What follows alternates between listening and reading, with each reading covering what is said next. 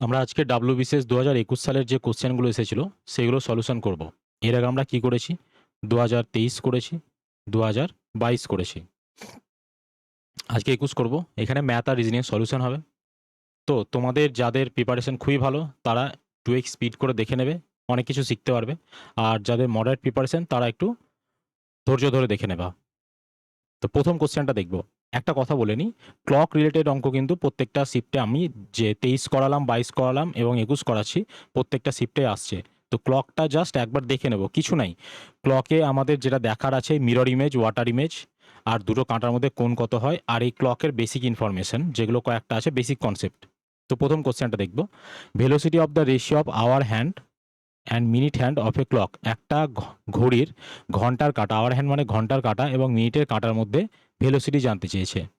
তো ভেলোসিটি মানে কি? ভেলোসিটি বা স্পিড যেটাকে আমাদের বোঝায় সেটা হচ্ছে ইউনিট টাইমে যে দূরত্ব অতিক্রম করে। এবার এখানে তো আমরা ওইভাবে দূরত্ব বলতে পারবো না, কিন্তু আমরা এখানে অ্যাঙ্গেল দিয়ে বলতে পারবো যে একটা ঘন্টার যে কোনো একটা ঘড়ি বা একটা সার্কুলার ফিগারে মোট 360 ডিগ্রি অ্যাঙ্গেল কভার করা হয়। যদি এই অ্যাঙ্গেলটা আমরা মেজার করি তাহলে মোট 360 ডিগ্রি অ্যাঙ্গেল কভার হচ্ছে। তাহলে আমাদের বলো একটা ঘন্টার কাঁটা এক পাক দিতে কতক্ষণ সময় নেয়? 12 ঘন্টা। তাহলে 1 ঘন্টায় কতটা ডিগ্রি অ্যাঙ্গেল করবে? 360 ডিগ্রি বাই 12। এবার মিনিটের কাঁটা এক পাক দিতে কতক্ষণ সময় নেয়? 1 ঘন্টা। তার মানে 1 ঘন্টায় কতটা অ্যাঙ্গুলার পথ কভার করছে? 360 ডিগ্রি। রেশিও নিতে হবে, এটা আমাদের জানতে চেয়েছে ঘন্টার কাঁটা এবং মিনিটের কাঁটা। 360 ক্যান্সেল আউট হয়ে যাচ্ছে, 1/12:1 বা 1/12। তাহলে এইটা হচ্ছে ওদের স্পিডের রেশিও 1:12, একটা ঘন্টার কাঁটা এবং মিনিটের কাঁটার মধ্যে। পরের কোশ্চেনটা আসবো, how many Times do the hands of A clock coincide in a day. তো এই কোশ্চেনটা করার আগে আমরা বেসিক একটু থিওরিটা জেনে নেব। আমাদের প্রত্যেক ঘন্টায় কি বলা হয়েছে? Both hands R at right angle 2 Times. দুটো কাঁটা, ঘন্টার কাঁটা এবং মিনিটের কাঁটা সমকোণে অর্থাৎ রাইট অ্যাঙ্গেলে থাকে দুবার। কীরকম? একটা এক্সাম্পল দিচ্ছি। যেমন ধরো এই যে 9টা বাজছে, তাহলে ঘন্টার কাঁটা কিসে আসছে? 9টায় আসছে। আর মিনিটের কাঁটা কিসে আসছে? 12তে আসছে। তাহলে এখানে কত হচ্ছে? 90 ডিগ্রি অ্যাঙ্গেল করছে। তাহলে 90 ডিগ্রি অ্যাঙ্গেল করছে দুটো কাঁটার মধ্যে। তাহলে এই জিনিসটা আমাদের বলা হয়েছে প্রত্যেক ঘন্টায় দুবার হয়। তাহলে আমাদের কি হবে? 12 ঘন্টায় হিসেব মতো কত হওয়া উচিত? 24 বার হওয়া উচিত। কিন্তু না, এটা 24 বার হয় না, 12 ঘন্টায় এটা হয় আমাদের 22 বার। 22 বার কেন হয়? একটা জিনিস মাথায় রাখবো, যখনই কোনো একটা ঘটনা অ্যাকিউরেট টাইমে ঘটে তখন সেটা হয় একটা কমন পজিশন, মানে আগের ঘন্টা এবং পরের ঘন্টা ওটা কমন পজিশন, মানে ও একটা শর্ট ফেলে দেয়। তাহলে অ্যাকুরেট টাইমে 90 ডিগ্রি কখন কখন হচ্ছে? এক হচ্ছে যখন ডট 9টা বাজছে তখন একটা অ্যাকুরেট টাইমে হয়। তার মানে 8টা থেকে 10টার মধ্যে এটা একটা কমন পজিশন, অর্থাৎ এই যে 8টা থেকে 10টা 2 ঘন্টার মধ্যে দুবার হওয়ার কথা ছিল সেটা একবার হতে দিচ্ছে। আর এক হচ্ছে যখন পুরোপুরি 3টে বাজে। তাহলে যখন পুরোপুরি 3টে বাজে তার মানে 2টো থেকে 4টের মধ্যে পুরোপুরি হওয়ার কথা, তো এখানে অ্যাকুরেট টাইমে হচ্ছে বলে একবার শর্ট হচ্ছে। তার মানে রাইট অ্যাঙ্গেল আমাদের হওয়ার কথা 24 বার কিন্তু হয় 22 বার। কেন 22 বার হয় বুঝতে পারলাম। আমাদের প্রত্যেক ঘন্টায় দুবার হয়। সরি, হ্যাঁ, 12 ঘন্টায় 24 বার হওয়ার কথা, তাহলে হচ্ছে আমাদের 22 বার। এটা গেল। এবার আমাদের দেখব যে two hands are in the same straight line. দুটো কাঁটা বলা হয়েছে সেম স্ট্রেট লাইনে থাকবে। সেম স্ট্রেট লাইনে কখন কখন থাকে এইটা আমাদের বোঝার বিষয়। সেম স্ট্রেট লাইন মানে কি? সেম স্ট্রেট লাইন হচ্ছে এখানে দুটো কেস হয়, বোথ হ্যান্ডস আর কোইনসাইড। কোইনসাইড কেস মানে কি? এই একটা কাঁটা আছে, এইখানেই ঘন্টার কাঁটা, এইখানেই মিনিটের কাঁটা। তাহলে এটাকে বলা হয় কোইনসাইড কেস, মানে একটা আর একটার উপর সমাপাতিত হচ্ছে। আর একটা বলা হচ্ছে অপোজিট ডিরেকশন। তাহলে এই একটা বিপরীতে আছে, এই একটা বিপরীতে আছে। তাহলে এই অবস্থায় হচ্ছে এটাকে বলা হয় অপোজিট ডিরেকশন। তাহলে এই দুটো জিনিস বুঝতে পারলাম। এবার এই দুটো জিনিসে আমাদের যেখানে এখানে যেটা থিওরিটা আছে সেটা দেখব কি আছে। এখানে দেখো আমাদের যখন, এবার আগেরটা ভুলে যায়, আগের যেটা ওটা দেখেছিলাম, এবার আমরা অন্য একটা দেখব। এখানে আমাদের কোইনসাইড কেস। কোইনসাইড মানে যখন অ্যাকুরেট টাইমে, এই কোইনসাইড কেস কি বলা হয়েছে? কোইনসাইডও প্রত্যেক ঘন্টায় সেম স্ট্রেট লাইন দুবার হয়, একবার কোইনসাইড আর একবার অপোজিট ডিরেকশন। তার মানে এটা 1 আওয়ারে একবার হচ্ছে। তার মানে 12 ঘন্টায় মোট 12 বার হওয়ার কথা। কিন্তু কোইনসাইড 12 বার হয় না, 11 বার হয়। তার মানে এখানেও একই কথা, যে কোথাও একটা অ্যাকুরেট টাইমে হচ্ছে যে গিয়ে শর্টেজ দিচ্ছে। যখন আমাদের ডট 12টা বাজে তখন ঘন্টার কাঁটা এবং মিনিটের কাঁটা দুটোই এই একই জায়গায় থাকে। তাহলে এই অ্যাকুরেট টাইমে ঘটছে বলে আমাদের এখানে কি হয়, এখানে আমাদের এটা 12 বার না হয়ে 11 বার হচ্ছে। কিন্তু আমাদের তাহলে 24 ঘন্টায় কত হবে, 22 বার হবে। পরের কেসটা দেখে নিই। এই জিনিসগুলো জাস্ট মনে রাখতে হবে, এগুলো অনলিনিয়ার কোশ্চেন আছে। Both hands are opposite to each other, দুটো কাঁটা বলা হয়েছে অপোজিট থাকবে। অপোজিট থাকা মানে এই যে এই কেসটা।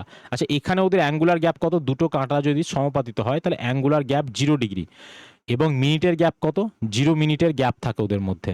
আর এখানে মিনিটের গ্যাপ কত, যে তুমি এই যদি একটা স্ট্রেট লাইন টানো, ক্লককে যদি 2 ভাগে ভাগ করো, তাহলে একটা ক্লক কি 60 মিনিটের ক্লক, তাহলে ওপরে 30 মিনিট পড়ে থাকবে, নিচে 30 মিনিট। এখানে অ্যাঙ্গুলার গ্যাপ হয় 180 ডিগ্রি, আর মিনিটের গ্যাপ হয় 30 মিনিটের গ্যাপ হয়। এবার অপোজিট ডিরেকশন, এই অপোজিট ডিরেকশনও প্রতি ঘন্টায় একবার করে হয়। তাহলে হিসেব মতো আমাদের 12 ঘন্টায় 12 বার হওয়া উচিত, কিন্তু 12 বার হয় না, 11 বার হয়। কেন 11 বার হয়, তার মানে এখানেও নিশ্চয়ই অ্যাকুরেট টাইমে কিছু একটা ঘটনা ঘটছে যার জন্য আমাদের 11 বার হচ্ছে। অ্যাকুরেট টাইমে কোথায়, অপোজিট ডিরেকশন। যখন তোমার ঘড়িতে 6টা বাজছে তাহলে ঘন্টার কাঁটা এইখানে আসে, আর মিনিটের কাঁটা কি হয়, 12তে আসে। তাহলে এই অ্যাকুরেট টাইমে ঘটনা ঘটছে মানে ও একটা ক্রাইসিস ফেলছে।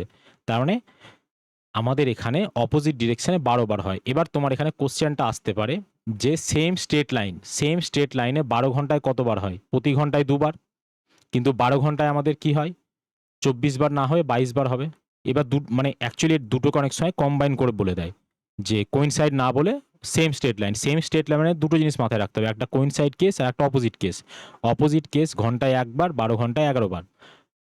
আর কোইনসাইড কেসও তাই, ঘন্টায় একবার, 12 ঘন্টায় 11 বার। অপোজিটও তাই, ঘন্টায় একবার, 12 ঘন্টায় 11 বার। কিন্তু যদি বলা হয় সেম স্ট্রেট লাইন, তাহলে ঘন্টায় 2 বার আর 12 ঘন্টায় 22 বার। এই জিনিসটা আমাদের জানতে হবে, এটা আমাদের ইম্পর্টেন্ট। এটাও ইম্পর্টেন্ট, আমরা দেখতে পাচ্ছি এগুলো অনলিনিয়ার কোশ্চেন হিসেবে চলে আসছে।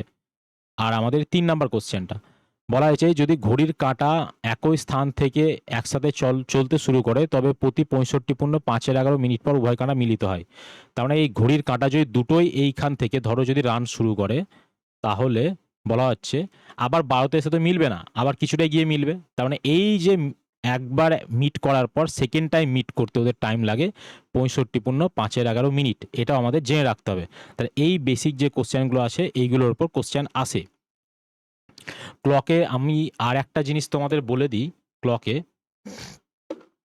যেটা মনে হলো তোমাদের দরকার, সেটা হচ্ছে যে দুটো কাঁটার মধ্যে কি অ্যাঙ্গুলার গ্যাপ থাকে। ঠিক আছে, angular gap,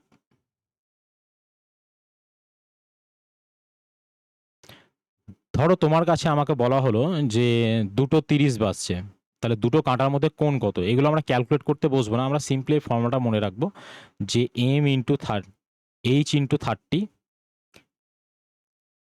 difference M into 11/2। এই দুটো জিনিসের এই দুটো ভ্যালুর ডিফারেন্স নিতে হবে, তাহলে আমরা দুটো কাঁটার মধ্যে অ্যাঙ্গুলার গ্যাপ পেয়ে যাব। তাহলে 2 × 30 অর্থাৎ 60 ডিগ্রি আসছে, আর এখানে এম অর্থাৎ 30 × 11/2, 330, তার 2 অর্ধেক নিলে 165 ডিগ্রি। তাহলে দুটোর মধ্যে অ্যাঙ্গুলার গ্যাপ কত, এদের ডিফারেন্স নিতে হবে, তার মানে 105 ডিগ্রি। তাহলে যখন 2:35 বাজে দুটো কাঁটার মধ্যে অ্যাঙ্গুলার গ্যাপ হচ্ছে 135 ডিগ্রি। বুঝতে পারলাম।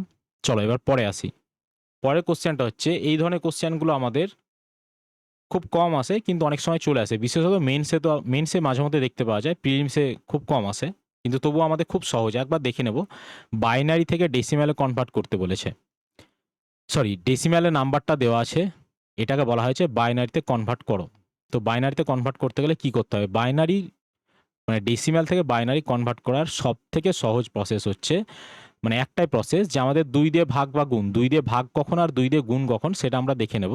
যে আমাদের এই 4.625 আছে, তাহলে আগের দশমিকের আগের পার্টটাকে আমরা বাইনারিতে কনভার্ট করব।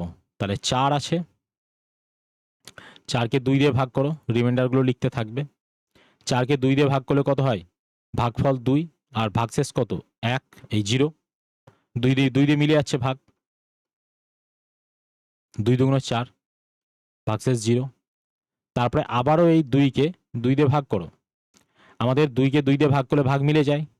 তাহলে আমাদের কত আসছে, যে ভাগফল কত আসছে 1, 2কে 2 দিয়ে ভাগ করছি, 2 1 2, আর রিমাইন্ডার কত আসছে 0।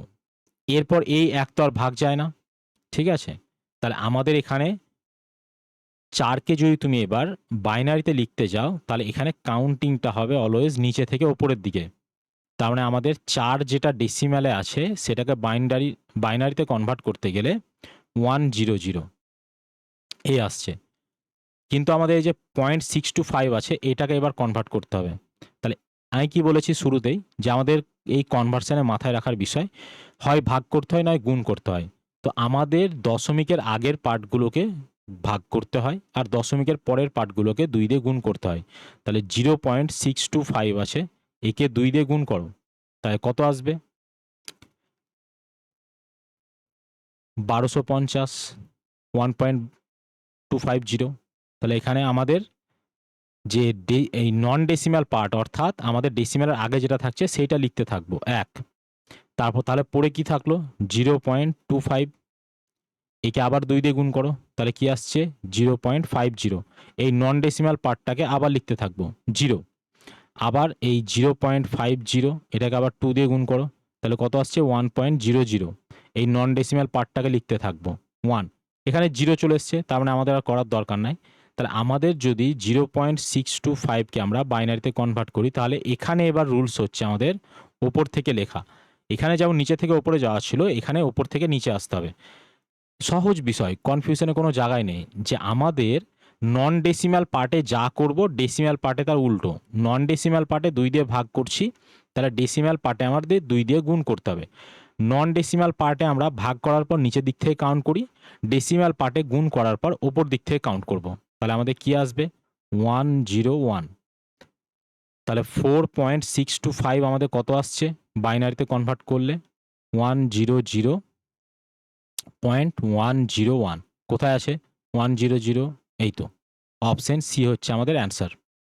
পরেরটাতে আসবো। Today is Monday, after 61 days it will be.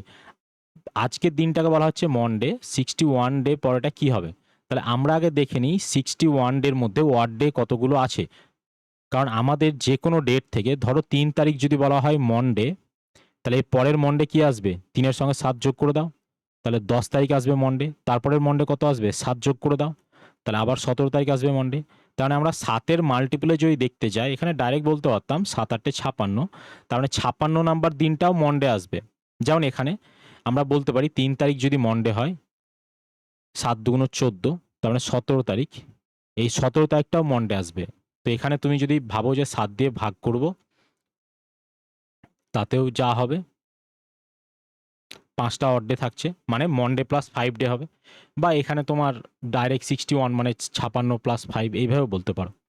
তাহলে তার মানে আমাদের এই 5টা অড ডে থাকছে বা 5 ভাগশেষ থাকছে, তার মানে অ্যাকচুয়ালি মন্ডে প্লাস 5 ডে এই ডেটটার কথাই জানতে চেয়েছে। তাহলে মন্ডে আমাদের 1-এর সঙ্গে 5 যোগ করলে 6 নাম্বার দিন কি সপ্তাহের স্যাটারডে, তাহলে আমাদের স্যাটারডে হচ্ছে অ্যান্সার।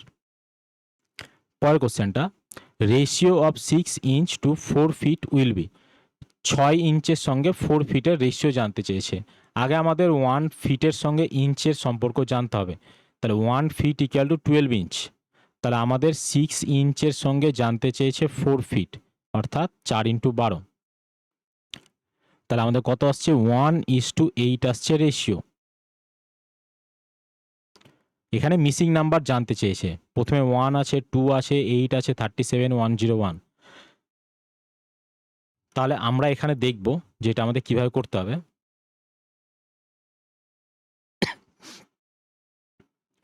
আমাদের দেখো এখানে ইনক্রিজ কত হচ্ছে, এখানে ইনক্রিজ হচ্ছে কত 1, এখানে ইনক্রিজ কত হচ্ছে 8 হচ্ছে, এখানে ইনক্রিজ কত হচ্ছে 27 হচ্ছে, এখানে ইনক্রিজ কত হচ্ছে 64 হচ্ছে। এইগুলো দেখে আমরা কিছু বুঝতে পারছি?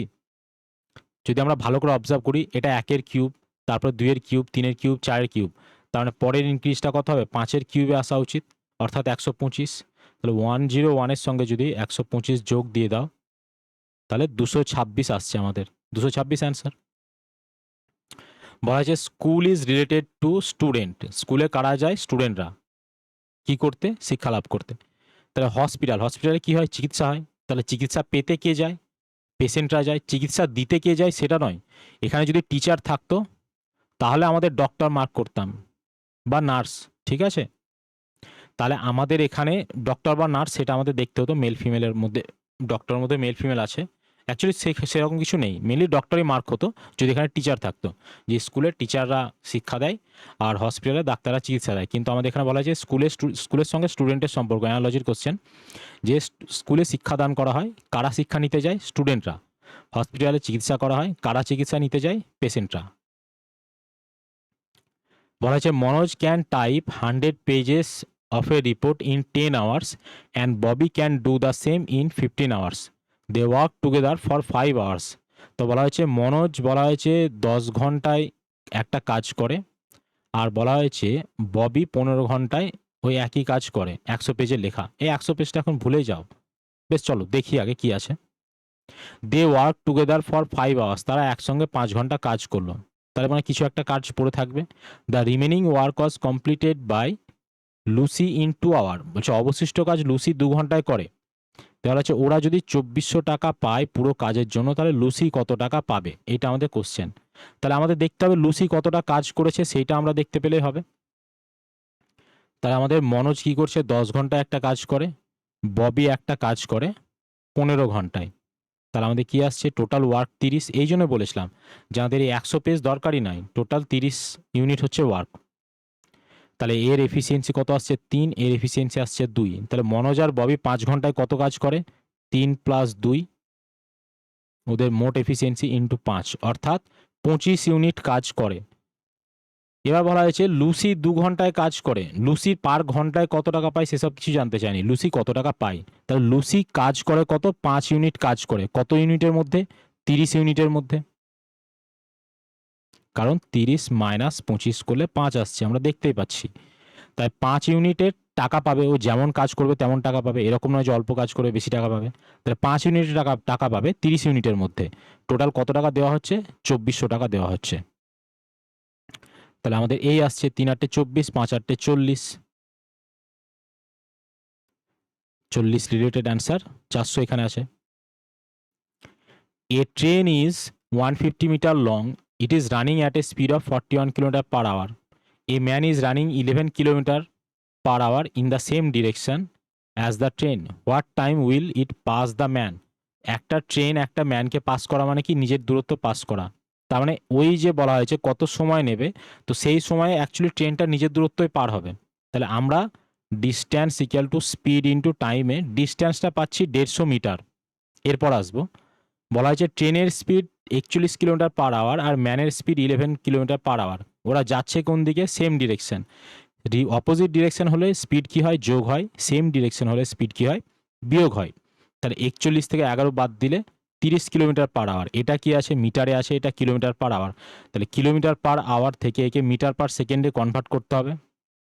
তাহলে speed into time, 3 × 5 = 15, 150, 150 cancel out হয়ে যাচ্ছে। অর্থাৎ টাইম যদি কোনাকুনি গুণ করো তাহলে 18 সেকেন্ড। তাহলে ওই ব্যক্তিকে অতিক্রম করতে ট্রেনটির 18 সেকেন্ড সময় লাগবে। Duma is related to Russia in the same way ecclesia is related to, এটা হচ্ছে অ্যানালজির কোশ্চেন। এবার অ্যানালজির কোশ্চেন তোমার যদি জানা থাকে ভালো কথা, না জানা থাকলে কিছু করার নাই, এগুলো কোনো লজিক লাগিয়ে হবে না, ঠিক আছে?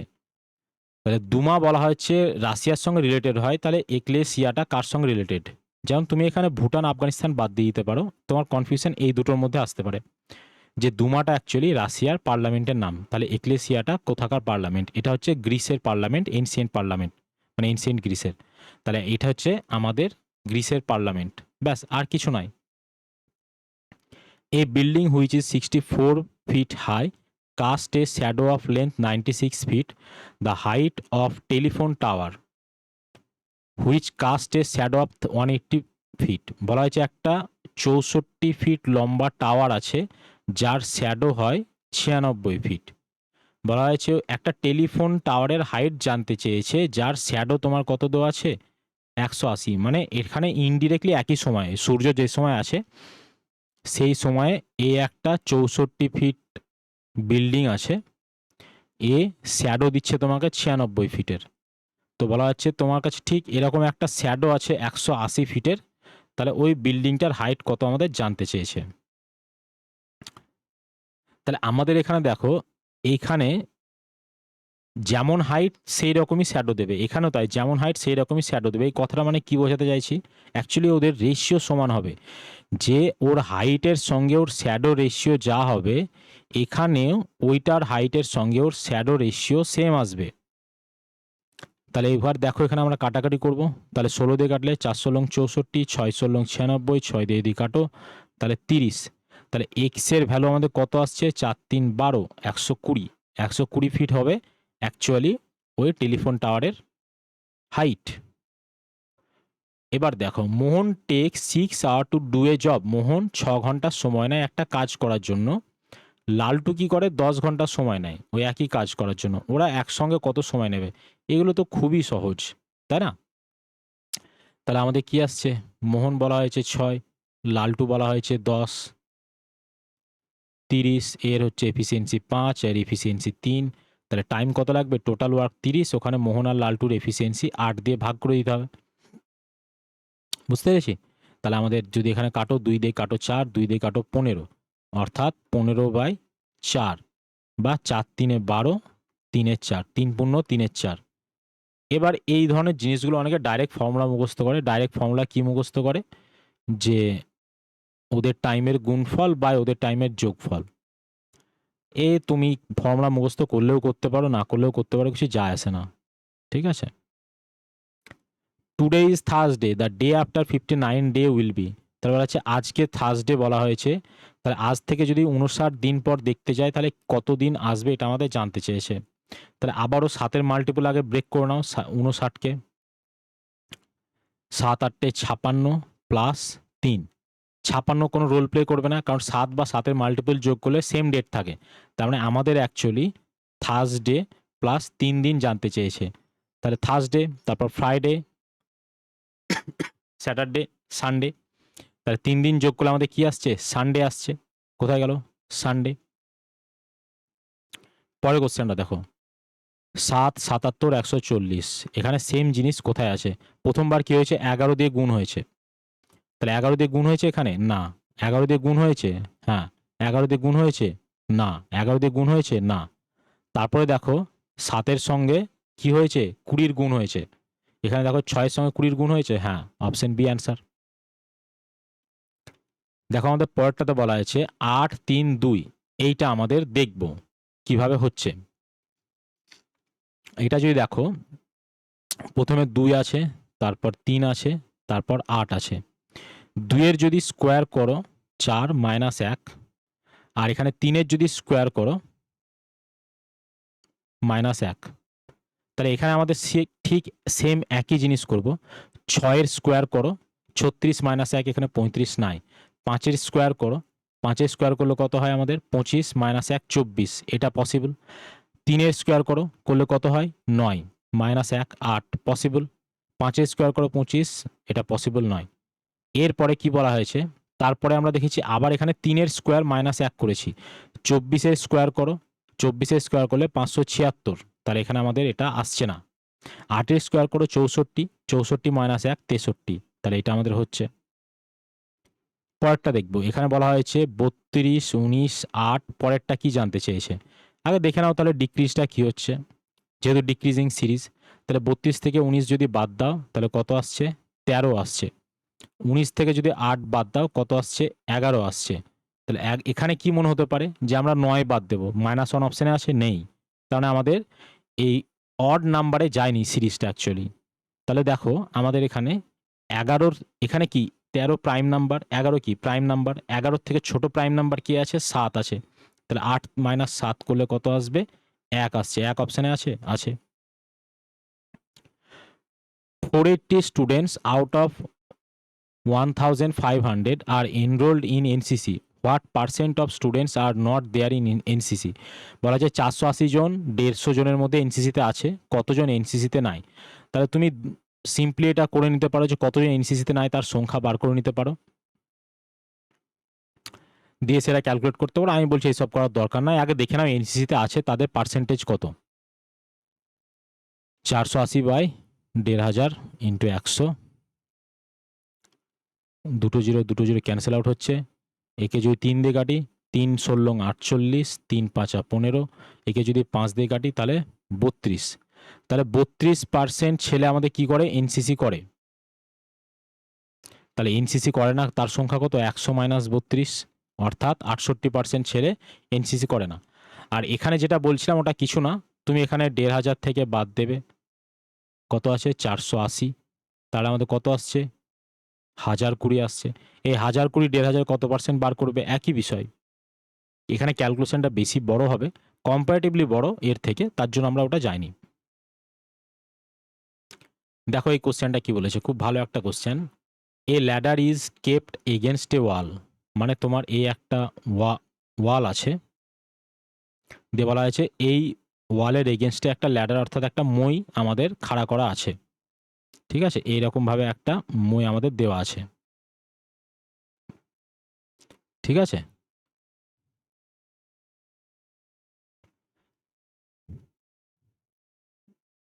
At a height of 270 centimetre from the ground, তো বলা হয়েছে 270 সেন্টিমিটার গ্রাউন্ড থেকে, বলা হয়েছে 200 সেন্টিমিটার অ্যাবাবে আছে। তাহলে আমাদের গ্রাউন্ড থেকে 200 সেন্টিমিটার, দেখছো ড্রয়িংয়ের অবস্থা খুব খারাপ, 200 সেন্টিমিটার ওপরে আমাদের ল্যাডারটা আছে। আর কি বলছে, base of the ladder is 54 centimetre away from the wall, এই ওয়াল থেকে 54 সেন্টিমিটার দূরে আছে। Find the length of the ladder, তোমাকে এইটা জানতে চেয়েছে। তো এটা একটা সমকোণী ত্রিভুজ, আমাদের অতিভুজের স্কোয়ার সমান লম্ব স্কোয়ার প্লাস ভূমি স্কোয়ার, তাহলে আমাদের এক্স এর স্কোয়ার ইকুয়াল টু কত আসবে, 270 তার স্কোয়ার প্লাস 54 তার স্কোয়ার। তাহলে এক্স ইকুয়াল টু এদের স্কোয়ার করে যোগ করে তার রুট ওভার করতে হবে, তার মানে সবেতেই তাই আছে। তাহলে এখানে আমাদের যেটা সব থেকে সহজ প্রসেস, এদের স্কোয়ার করে যোগ করে দেখতে হবে নাকি, তাই যে ওইভাবে সম্ভব নাকি। তাহলে আমরা কি করতে হবে, ইউনিট ডিজিট দেখো, 0 স্কোয়ার করলে 0, আর 4 স্কোয়ার করলে কত হয় 6, তাহলে 0 আর 6 যোগ করলে কত আসছে 6, তার মানে ইউনিট ডিজিটে তোমার কত আসতে হবে 6 আসতে হবে। 6 নেই, 6 নেই, 6 নেই, একমাত্র এখানে 6 আছে। তাহলে আমাদের এটা অ্যান্সার হওয়ার পসিবিলিটি আছে। ঠিক আছে, এটা আর এক রকমভাবে করা যায়, দেখো এই 270, আর একটা বলছি যে এখানে যদি অন্য কারো কাছে ইউনিট ডিজিট 6 থাকতো তখন আমরা কি করতাম, এইটা হচ্ছে আমাদের দেখার বিষয়। যে এই 270 এটাও কি হয়, এটাও 9 দিয়ে ভাগ যায়, এই যে 54 আছে এটাও 9 দিয়ে ভাগ যায়, তার মানে যেটা অ্যান্সার আসবে সেটাও 9 দিয়ে ভাগ যেতে হবে, 9 এর মাল্টিপল থাকতে হবে। তাহলে এখানে দেখো কি আসছে, 5 আর 3 8, 8 16 আর 2 18, 6 পড়ে থাকলো, 9 দিয়ে ভাগ যায় না। 8 আর 1 9, ঠিক আছে, 6 6 12 আর 4 আমাদের 16, এটাও 9 দিয়ে ভাগ যায় না। এটা তো অ্যান্সার ছিল, তো অন্যটা দেখি, 7 আর 2 9, 5 আর 4 9, 8 পড়ে থাকলো, এটাও 9 দিয়ে ভাগ যায় না। এটা দেখিনি 9 দিয়ে ভাগ যাচ্ছে কি, তাহলে আমাদের 7 5 12 আর 6 18, 9 দিয়ে ভাগ যায়, 8 আর 1 9, 9 দিয়ে ভাগ যায়। তাহলে সেই ক্ষেত্রেও দেখো 9 এর ডিভিসিবিলিটি দিয়ে যদি আমরা দেখতে যাই তাহলেও আমাদের অপশন সি অ্যান্সার। পরের কোশ্চেনটা দেখব। Nasir started from x point and walk straight 5 kilometre West, তাহলে আমাদের এই যদি ডিরেকশন হয় তাহলে এইখান থেকে বলা হচ্ছে 5 কিলোমিটার ওয়েস্টে আসছে Nasir, then turn left and walk 3 kilometre straight, এখান থেকে লেফট সাইডে টার্ন নিয়েছে দিয়ে 3 কিলোমিটার গিয়েছে। এগেন টার্ন লেফট, এখান থেকে লেফট নিয়েছে, এখান থেকে যদি তুমি এই নিচের ডিরেকশনে যদি ফেস করো তাহলে তোমার লেফট আসছে এইটা, তাহলে এইখানে আবার 7 কিলোমিটার গেছে, এইদিকে 5 আসবে, এদিকে 2 আসবে। এবার কি বলা হয়েছে, in which direction from point x, এই এক্স পয়েন্ট থেকে সে কোন দিকে আছে, এক্স পয়েন্ট থেকে কোন দিকে আছে, ইস্ট, এটা সাউথ, তাহলে সাউথ ইস্ট ডিরেকশনেও আছে। আচ্ছা এখানে যদি বলতো ওর দুটো জায়গার মধ্যে দূরত্ব কত, তাহলে এইটা হচ্ছে 3, এইটা হচ্ছে 2, এটা একটা সমকোণী ত্রিভুজ, অতিভুজের স্কোয়ার সমান লম্ব স্কোয়ার প্লাস ভূমি স্কোয়ার। তাহলে আমরা কি বলতাম, এই দূরত্বটা ধরলাম যে এক্স দূরত্বতে আছে, এই এক্স তো ধরেছি এ, তাহলে এ স্কোয়ার ইকুয়াল টু 3 এর স্কোয়ার মানে 9 আর 2 এর স্কোয়ার মানে হচ্ছে 4, তাহলে এ স্কোয়ার ইকুয়াল টু 13, বা A equal to root over of 13 kilometre না মিটার আছে, kilometre, root over of 13 kilometre দূরে আছে। Pointing to a gentleman Somnath says, আর একটা জিনিস, হ্যাঁ, এই ব্লাড রিলেশন থেকে প্রত্যেকটা শিফটে কোশ্চেন থাকছে। এই শিফটে যেমন ছিল তোমার এখানে দুখানা ব্লাড রিলেশন থেকে কোশ্চেন আসে, তো ব্লাড রিলেশনটা অবশ্যই দেখবো, একটা থেকে দুটো কোশ্চেন এখানে অবশ্যই আসবে। Pointing to a gentleman Somnath said his only brother is the father of my daughter's father. তাহলে এরকম আছে আমাদের এই যখন এই পয়েন্টিং টাইপের কেস থাকে, আমরা সব থেকে ভালো হয় বক্তা যেখানে আসে সেই জায়গাটাকে আইডেন্টিফাই করা, যে ও নিজের, মানে আমার বলা হয়েছে, তাহলে বক্তাকে আগে খুঁজে বার করো। তাহলে মাই ডটার, এখানে কে বলছে? সোমনাথ বলছে। তাহলে সোমনাথের ডটার আছে, সোমনাথের ডটার। মাই ডটার্স ফাদার, সোমনাথকে আমরা যদি ছেলেই ধরি, যেহেতু নাম থেকে বোঝা যাচ্ছে ছেলে, ঠিক আছে? তাহলে সোমনাথের মাই ডটার্স ফাদার মানে আমি নিজেকেই বোঝাচ্ছি। এরপরে এবার দেখব বাকিটা কি আছে। এই পুরো জিনিসটা আমরা এখানে প্লটিং করে ফেলেছি। তাহলে ফাদার অফ দিস পার্সন, এই এই যে ফাদার অফ, এবার আসো ফাদার অফ দিস পার্সন মানে সোমনাথের ফাদার। তাহলে সোমনাথের ফাদার আসলো, বলেছে his only brother is the father, his only brother is, তাহলে এবার এই পুরো পার্সনটা হচ্ছে এইটা। তাহলে বলা হয়েছে হিজ ওনলি ব্রাদার, তাহলে এখানে একটা ব্যক্তি আছে যার ওনলি ব্রাদার, এটা হচ্ছে সোমনাথের বাবা। এই ব্যক্তির একমাত্র ভাই হচ্ছে সোমনাথের বাবা।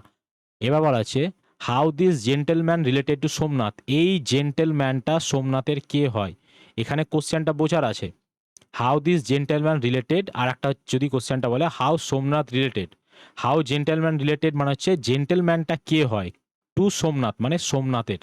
তাহলে জেন্টেলম্যানটা কে হয়? কাকু হয়, তাহলে সোমনাথের কাকু হয়। কিন্তু কোশ্চেনটা যদি বলতো how Somnath related to the gentleman, মানে সোমনাথ কে হয়, কার জেন্টেলম্যানটা, তাহলে নেফিউ হতো অ্যান্সার। আমাদের এই এই জায়গাটা মিনিং বুঝতে অনেক সময়তে আমরা ভুল করে ফেলি, যার জন্য আমাদের অ্যান্সার মার্ক করতে ভুল করি। এখানেও যদিও অনেক ক্ষেত্রে দেওয়া নয়, কিন্তু অনেক ক্ষেত্রে দুটোই দেওয়া থাকে, নেফিও দেওয়া থাকবে, আমাদের আঙ্কেলও দেওয়া থাকবে, ঠিক আছে? পরের কোশ্চেনটাতে আসবো। এই কোশ্চেনটাতে এরর আছে, ঠিক আছে? তো করে নিই, তারপর দেখে নিচ্ছি। Pointing towards a girl in the picture মেঘনা সেড, একটা মহিলার দিকে আঙুল দেখিয়ে মেঘনা বলছে, বক্তাকে মেঘনা। তাহলে আগে মেঘনাকে খুঁজে বার করতে হবে আমাদের, কোথায় আছে। বলা হয়েছে C is the mother of Jhuma whose father is my son. এখানে মাই বলতে মেঘনা, মেঘনা, মেঘনার বলা হয়েছে সন, তাহলে মেঘনার সন এইটা হলো।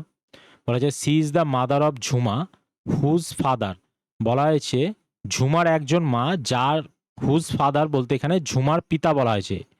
হুজ ফাদার মানে ঝুমার পিতা বলা হয়েছে, এখানে ঝুমা দিয়ে বলা হয়েছে, হুজ বলতে ঝুমাকে রিপ্রেজেন্ট করছে, ঝুমার পিতা। তাহলে ঝুমার পিতা কি বলা হয়েছে? C is the mother of Jhuma. এবার ঝুমার মা আছে, তাহলে ঝুমার মা আছে, তাহলে এরা কি হাজব্যান্ড ওয়াইফ। এবার কি বলা হয়েছে, এইটা হচ্ছে সি বলে ব্যক্তিটা, এখানে ঝুমার কথা বলা হচ্ছে না। হাউ মেঘনা related to the girl in the picture, এখানে একটা মহিলার দিকে আঙুল দেখিয়ে বলছিল, কোশ্চেনে একবারও বলেনি ঝুমার দিকে আঙুল দেখিয়ে বলছিল, তাহলে এই মহিলার দিকে আঙুল দেখিয়ে মেঘনা বলছিল। তাহলে হচ্ছে হাউ মেঘনা রিলেটেড টু দ্য গার্ল, মেঘনা কে হয়? মেঘনা হবে মাদার ইন ল, এখানে একটাও অপশানে দেওয়া নাই, ঠিক আছে? এখানে অ্যান্সার হওয়া উচিত মাদার ইন ল।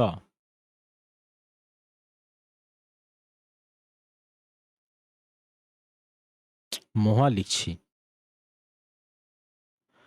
এখানে মাদার ইন ল হওয়া উচিত, তাহলে এইটা হবে অ্যান্সার মাদার ইন ল।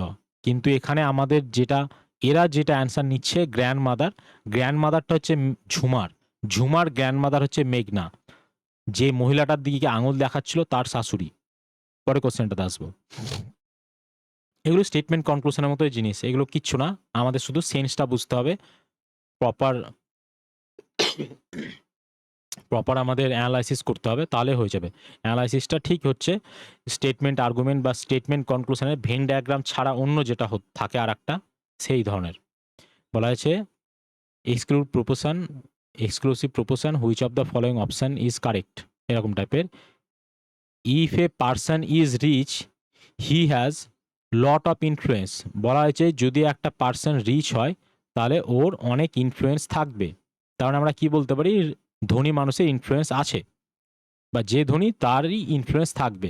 এখানে গরিব মানুষ সম্পর্কে কিচ্ছু বলা হয়নি, তাহলে আমরা যেটা বলা নাই সেটা নিজের মন মতো আমরা বানিয়ে নেব না।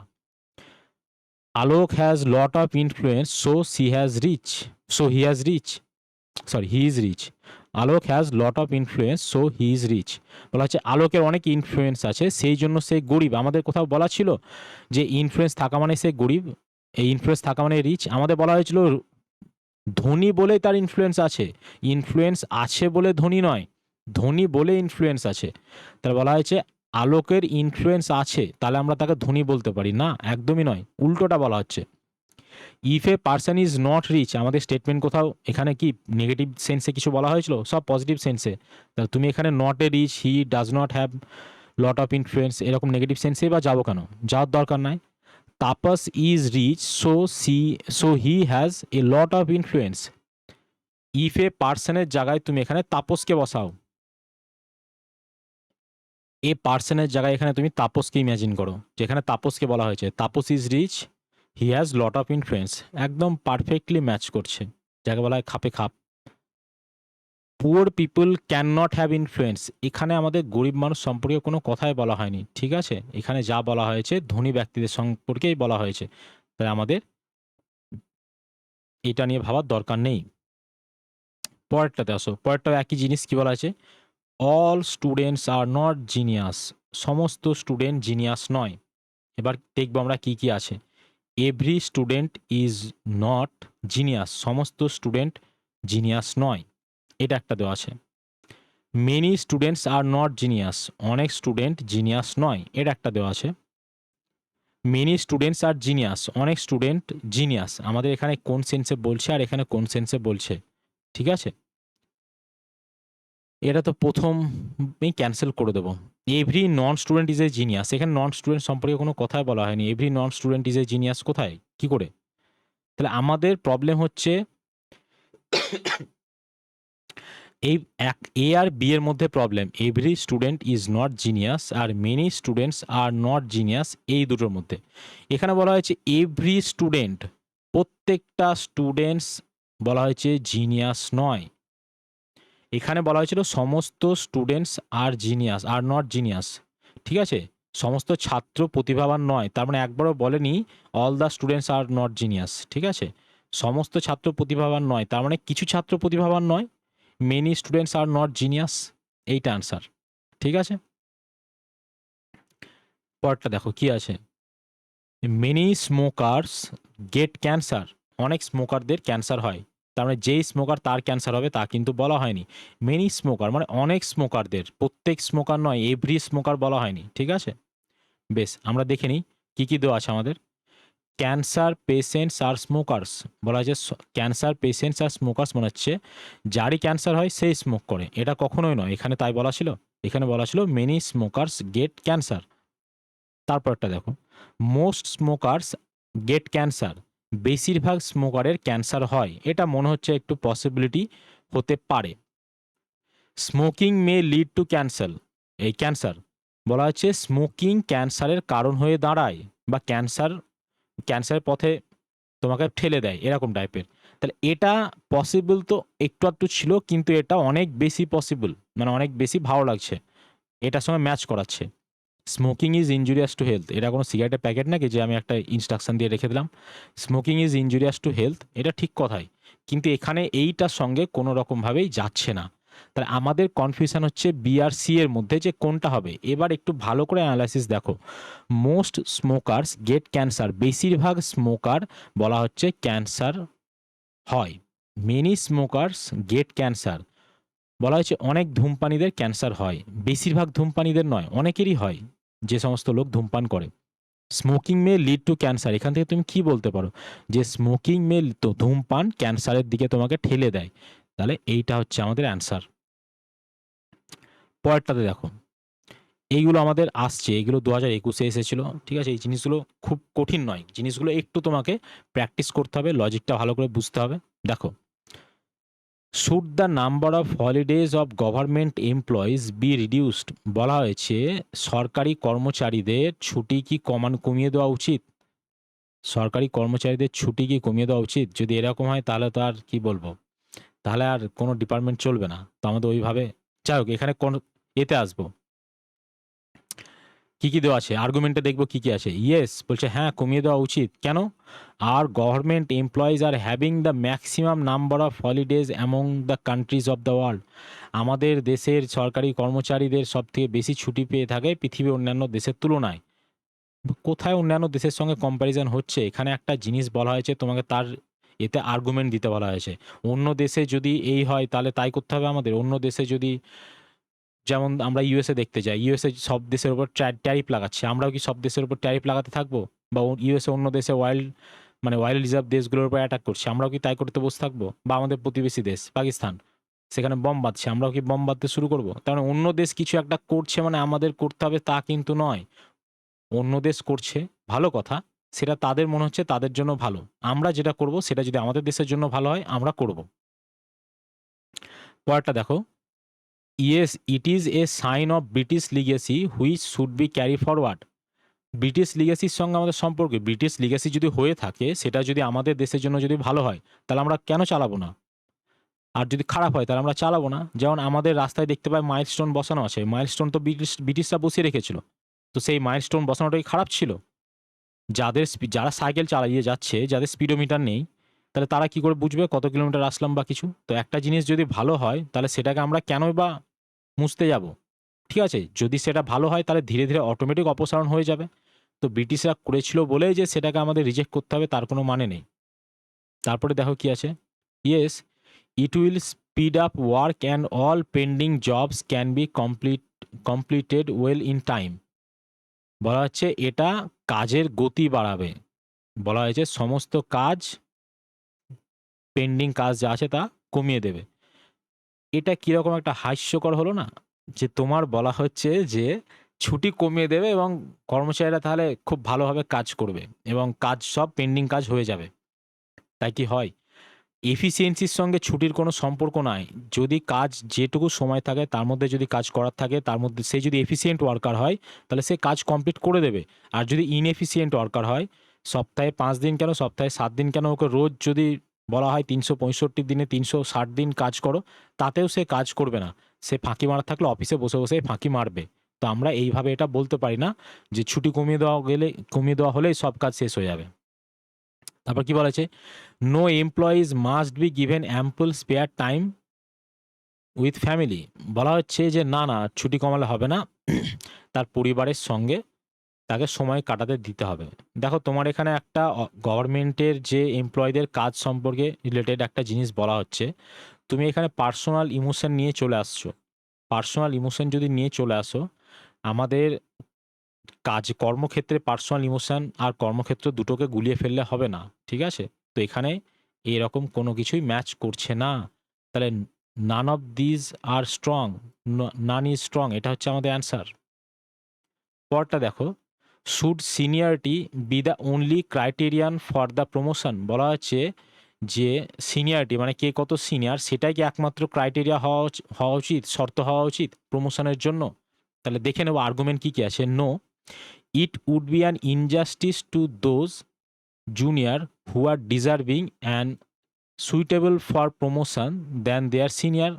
ঠিক আছে, বলা হয়েছে নবীনদের প্রতি অবিচার হবে যারা তার প্রবীণদের চেয়েও যোগ্য এবং যারা এটার উপযুক্ত। বলা হয়েছে নবীনদের প্রতি মানে অন্যায় করা হবে যদি তুমি শুধুমাত্র একজন বয়সে বড় বলেই বা বেশি দিন ধরে চাকরি করছে বলে তাকে প্রমোশন দিতে থাকো। তাহলে যে এফিসিয়েন্ট সে কি করবে? তাহলে যে এফিসিয়েন্ট সে কি বলবে, আমার বয়স হলে তো আমি প্রমোশন পাবো, আমি তো আগে পাবো না, দরকার নেই আমার কাজ করার, আমি আমার মতো আসবো, ধীরে সুস্থে ল্যাদ খেতে খেতে কাজ করব, যা হবে হোক আমার দেখে লাভ নাই, এটাই তো টেন্ডেন্সি চলে আসবে। যদি হার্ড ওয়ার্ক করার পর সে কোনো রিওয়ার্ড না পায় তাহলে সে কেন হার্ড ওয়ার্ক করবে? স্বাভাবিক বিষয়। তাহলে এইটা আমাদের ঠিকঠাক আছে যে হ্যাঁ, মানে শুধু সিনিয়রিটি হওয়া উচিত নয়, নো, একদম ঠিক আছে।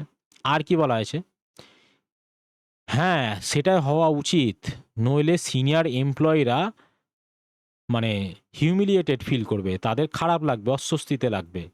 তুমি দীর্ঘদিন ধরে কাজ করছো দিয়ে ঠ্যাঙের উপর ঠ্যাং তুলে বসে থাকছো আর চা খাচ্ছ, এই কাজটা কর, তুই ওই কাজটা কর, আমি বসে চা খেলাম, একটু পান খেলাম, বিড়ি সিগারেট খেলাম, বাড়ি চলে গেলাম, এইভাবে আমি কাজ চালাবো দিয়ে আমি আমার আমার আবার অস্বস্তিও লাগবে যে আমার জুনিয়র প্রমোশন পেয়ে যাচ্ছে। কেন অস্বস্তি লাগবে ভাই? তুমি কাজ করো প্রমোশন নিতে হলে। তো এটা তো একদমই নয়। এই আর্গুমেন্টটা তো বেকার আর্গুমেন্ট। ঠিক আছে? ৩ নাম্বার আর্গুমেন্ট দেখো। Senior employees are more experienced and must be reward for the same. একদম ঠিক। বলা হয়েছে যারা প্রবীণ কর্মচারী আছে তারা অনেক অভিজ্ঞ। অবশ্যই তারা দীর্ঘদিন ধরে নিজের ডিপার্টমেন্টের সঙ্গে যুক্ত আছে। তারা সেই ডিপার্টমেন্টের কি, কোথায় কি সব কিছু দীর্ঘদিন ধরে জেনে আসছে। তো তাদের যে একটাই অভিজ্ঞতা, এই অভিজ্ঞতার মাধ্যমে কি তারা ডিপার্টমেন্টটাকে অনেক এগিয়ে নিয়ে যেতে পারবে। তাহলে তা অবশ্যই তারা এখানে রিওয়ার্ড হিসাবে প্রমোশন পেতেই পারে। তাই আমাদের ১ এবং ৩ আমাদের ফলো হচ্ছে। তাহলে 1 অ্যান্ড 3 কোথায় আছে? অপশন সি 1 অ্যান্ড 3 ফলো হচ্ছে। তো তোমাদের আর কোনো ক্লাস নেই। এখানে ক্লাস শেষ হলো। আর কোনো কোশ্চেন নেই। তো তোমাদের যদি ক্লাসটা ভালো লেগে থাকে তাহলে অবশ্যই রিঅ্যাকশন দেবে। এটা আমার পার্সোনাল মোটিভেশন আছে, আর কিছুই না। তো ক্লাস ভালো লাগুক, খারাপ লাগুক, রিভিউটা দিয়ে দেবে, জেনুইন রিভিউটা।